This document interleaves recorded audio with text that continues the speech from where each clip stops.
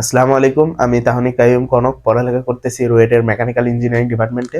তো আজকে আমরা পুলির ম্যাথের যে দ্বিতীয় কেস, মানে 2 নাম্বার কেস যেটা, সেটা আমরা নিয়ে আলোচনা করব। তো দেখো যে এই জায়গায় একটা ভর M1 ঝুলাইছি, আর আরেকটা ভর ধরো টেবিলের উপরে আছে এরকম, বা কোনো জাতীয় জিনিসের উপরে এইভাবে মানে হরিজন্টালি শোয়ানো আছে, ঠিক আছে।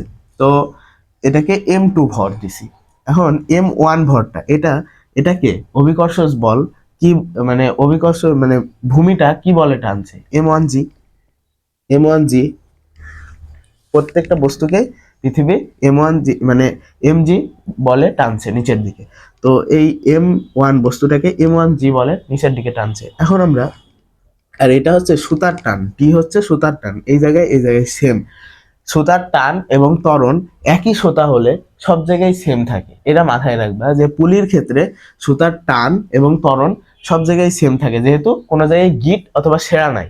যদি ছিঁড়ে যাইতো, এই জায়গায় ছেঁড়া থাকতো, তাহলে এটা কি জি ত্বরণ হয়ে যেত না, এ ত্বরণটা জি হয়ে যেত। কিন্তু এখানে কোনো ছেঁড়া নাই, তাই কি বলা যায় যে ত্বরণ সব জায়গায় সেম।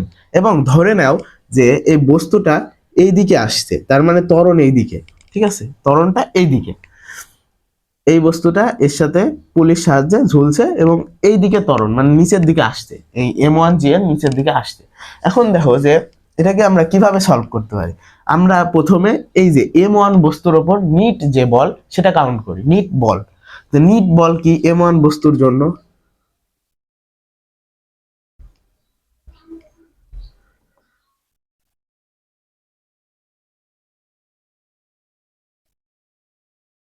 M1 বস্তুর জন্য দেখো যে M1 বস্তু অভিকর্ষ বল M1G তে টানছে। এখন উপরে কি আছে, টান বল। তার মানে আমরা কি লিখতে পারি, এই যে এইটা যেহেতু বড়, ত্বরণ তো নিচের দিকে, তার মানে কি এটা অবশ্যই বড়। ধরো তোমাকে এই যে এখানে বোঝাই যে একটা বস্তুকে আমি টানছি 5 নিউটন বলে, আর তোমাদের ভাবি টানছে এটাকে 3 নিউটন বলে। তো এটাকে ধরো টানছে আমি 5 নিউটন বলে ওই পাশে, আর তোমাদের ভাবি টানছে এদিকে 3 নিউটন বলে, তাহলে বস্তুটা কোন দিকে যাবে? এদিকে যাবে না? এদিকে 5 নিউটন মানে ওইদিকে ভর, মানে ওইদিকে বল বেশি, তার মানে ওইদিকে যাবে। কত নিউটন বলে ওইদিকে যাবে? 5 - 3 মানে 5 - 3, 2 নিউটন বলে এটা ডান দিকে যাবে, ওই দিকে যাবে, ঠিক আছে, আমার দিকে যাবে। তেমনি এখানে দেখো যেহেতু ত্বরণ এইদিকে, মানে বস্তু যাচ্ছে নিচের দিকে, আর উপরের টান বল এদিকে আমি টানছি, এদিকে তোমাদের আরেক বন্ধু টানছে ধরো, তাহলে কি যেদিকে যাচ্ছে সেটা থেকে এই টান বলটা বিয়োগ হবে না? তার মানে কি লেখা যায় যে M1G মাইনাস টি, এটা হচ্ছে নিট বল। আর নিট বল সমান কি, এফ নিট সমান কি এম এ। তে এখানে এম কোনটা, এই যে এই বস্তুটা M1, আর ত্বরণ কি এ। এটা আমাদের 1 নম্বর বস্তুর ওপর নিট বলের যে সূত্র সেটা আমরা প্রয়োগ করলাম। এখন এটাকে 1 নম্বর সমীকরণ দাও। এখন এই বস্তুটার ক্ষেত্রে নিট বল কাউন্ট করব। তো নিট বল কাউন্ট করব কিভাবে? তো দেখো যে এটার যে অভিকর্ষ বল টেবিলের উপরে মানে হরিজন্টালি আছে, তার মানে এর হচ্ছে অভিকর্ষ বল কোন দিকে কাজ করবে? নিচের দিকে ভার্টিক্যালি কাজ করবে, মানে এই যে নিচের দিকে M2G। এখন দেখো যে এই টান বলকে কেটে দেওয়ার মতো, বা টান বলের যে প্রভাব এটা নষ্ট করার জন্য এই পাশে কি কোনো বল আছে? কোনো বল নাই, নিচের দিকে বল, ওইটার কোনো প্রয়োজন নাই। ওইটা তো নিচের দিকে, মানে অভিকর্ষ বলটা তো নিচের দিকে, এটার প্রভাব কি টান বলের উপর কোনো পড়ছে না। এইদিকে যেহেতু কোনো বল নাই, টান বলের উপর কোনো প্রভাব পড়ছে না। তার মানে এটাকে কি লেখা যায়, এই টান বলটাই আমাদের টি ইজ ইকুয়াল টু M2A লেখা যায়। কেননা এই বস্তুর উপর একটাই বল আছে, এইটা। আর অভিকর্ষ বল তো 90 ডিগ্রি নিচের দিকে, এটার প্রভাব এটার উপর পড়ছে না। এটার যেরকম এটার সাথে এটার একটা প্রভাব আছে, এটা নিচের দিকে যাচ্ছে, এটা উপরের দিকে, কিন্তু এটার ক্ষেত্রে প্রভাব নাই। তার মানে টি ইজ ইকুয়াল টু M2A। ওই যে এফ নিটের সূত্র, F net is equal to M A, ওইটাই প্রয়োগ করলাম। এটাকে আমরা 2 নম্বর সমীকরণ দিই। এখন এই দুইটা সমীকরণ দেখার সাথে সাথে তোমাদের মাথায় কি আসবে? যোগ করি। তো যোগ করে পাই 1 আর 2 যদি যোগ করো তাহলে এইটি আর এইটি কাটা, তার মানে কি থাকছে M1G is equal two M1A plus M2A। এখন ডান সাইডে এ কমন নেওয়া যায় না? এ কমন নাও, তাহলে কি লেখা যায় M1G is equal two a common নিলে M1 প্লাস M2। এখন এই যে M1 M2 ভাগ আকারে লিখতে পারো, তার মানে এ সমান কি লেখা যায়, এ সমান ডিরেক্ট লেখা যায় M1G ভাগ M1 প্লাস M2। এটাই আমাদের ত্বরণের সূত্র, এটা আমাদের ত্বরণের সূত্র। কোন ত্বরণের? এই যে সুতার যে ত্বরণের নিচের দিকে নামছে সেটার সূত্র এটা। আমরা এই যে এই দুইটা সমীকরণ ইউজ করে পেয়ে গেলাম, নিট বল কাউন্ট করে খালি যোগ বিয়োগ করলে আমাদের ত্বরণের মানটা পেয়ে গেলাম। এখন আমরা টান বলের মানটা কিভাবে বার করব? এই টি যে এখানে আছে, এই টান বলটা কিভাবে বার করব?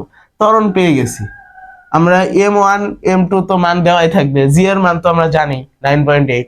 তো এই ত্বরণটা যদি এইটাই বসাই অথবা এইটাই বসাই তাহলে আমরা টি এর মান পাই যাব না, ইজি।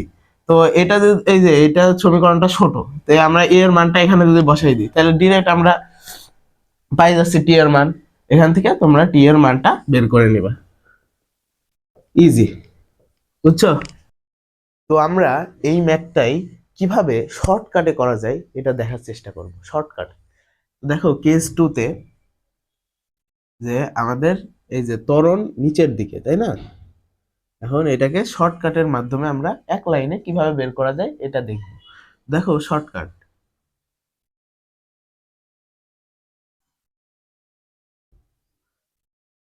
আমরা আগের ক্লাসেই বলছি ত্বরণের সূত্র কি? ত্বরণের সূত্র হচ্ছে এফ এক্সটার্নাল নিট ভাগ সামেশন অফ এম। তো এফ এক্সটার্নাল নিট কোনটা হবে?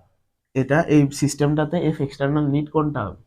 তো দেখো যে এই টি, টি কি এক্সটার্নাল ফোর্স? না ভাইয়া, টি এক্সটার্নাল ফোর্স না, টি হচ্ছে ইন্টারনাল ফোর্স। এক্সটার্নাল ফোর্স কোনটা তাহলে ভাইয়া? দেখো যে এই যে নিচেরটা এটা হচ্ছে M1G, এটা হচ্ছে এক্সটার্নাল ফোর্স। এখানে কি এক্সটার্নাল ফোর্স কোনটা? M2G। তাহলে হলো, কেননা এই টি কে কাটার মতো এই পাশে কোনো এক্সটার্নাল ফোর্স নেই, আমাদের এফ এক্সটার্নাল নিডটা লাগবে। ঠিক আছে, এফ এক্সটার্নাল নিডটা লাগবে। তো দেখো যে শুধু M1G আছে, কিন্তু এটা নিচের দিকে, এটা এই পাশে নাই, মানে টি কে কাটার জন্য এটা ইনাফ না, এটা 90 ডিগ্রি কোণে আছে, তাই এটার কোনো প্রভাব টি এর উপর নাই, তাই আমাদের এটা লাগবে না। তার মানে এফ এক্সটার্নাল নিড কোনটা? শুধুমাত্র M1G। তার মানে আমাদের এখানে লিখতে পারি উপরে M1G, আর নিচে কি summation of M. Summation of M মানে কি? যতগুলো এম আছে সবগুলা ভরের যোগফল। দেখো এখানে M1 আছে, M2 আছে, তার মানে কি M1 প্লাস M2, নিচে M1 প্লাস M2। এই হচ্ছে আমাদের ত্বরণ। দেখছো এক লাইনে কিভাবে সলভ করা সম্ভব, ডিরেক্ট এক লাইনে সলভ করা সম্ভব। যদি এমসিকিউতে আসে তাহলে তোমরা ডিরেক্ট এক লাইনে ত্বরণ বের করে দিবা, ঠিক আছে? কিন্তু এই সূত্র তুমি ডিরেক্ট যে করলাম এই শর্টকাটে, এটা তুমি আবার রিটেনের ক্ষেত্রে করিও না, তাহলে শূন্য দিবে বুঝছো? তো এমসিকিউর ক্ষেত্রে এটা প্রয়োগ করতে পারো আর কি।